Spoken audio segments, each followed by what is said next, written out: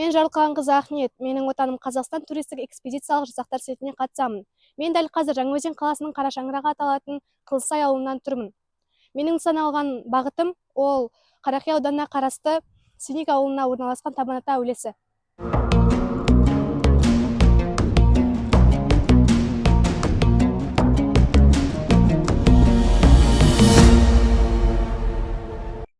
Сенек ауылын ауыл көземшілері коридорға ұқсас болғандықтан Сенек деп атаған. Сенек ауылы аудан орталығынан 20 км қашықтықта орналасқан. Bir жағы тау, bir жағы құм ерекшелігімен ерекшеленеді.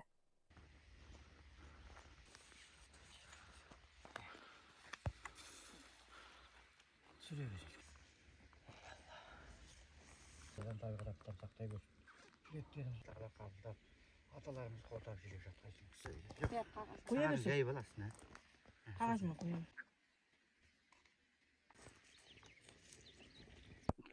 Келіп жатқан елдеріне сапарларыңыз сәттілік болсын. Енді менен сұрайтын болсаңыздар, енді мен осы жерде 19 жылдан бері жұмыс атқарамын, себебі бұл жерде шақшы емеспін. Осы ауылымызға белгілі азаматша Қаламқас апайды өзіңіз білесіздер. Сол кісінің тапсырмасыменен 2018 жылы бұл жерге түнеухана салынды. Түнеухана салынып, ол кісіге аян берілген. Мен осындай таудың етегінде елеусіз жатқан атамын. Оның ішінде де басқа ұлттан адам болмау керек. Осы ауылдың азаматтарымен бірлесе отырып салыну керек деп, осы 18 жылы осы жерге түнеухана салынды. Сол себепті осы жылға дейін 26 жылға дейін бері келатырмыз. Аллаға шүкір.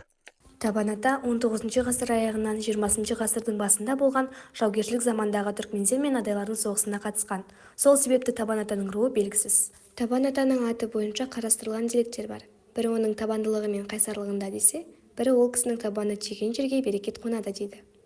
Тағы бір дерек, көктемде төлдер төлдегенде енесі ботасын алмай саудырмаған уақытта осы жерге әкеліп Табан ата әулиесінен айналдырса, енесі ботасын алып тіпті иесіне саудырады екен. Табан атаның түнеуханасының салуы тікелей емші Қаламқас апаға байланысты.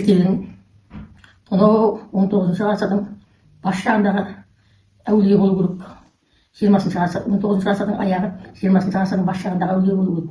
Негізі бұл әулие, бұл жерде түркмендермен қазақтар адайлардың соғысы болған. Сол соғыста көп адамдар қайтыс болған.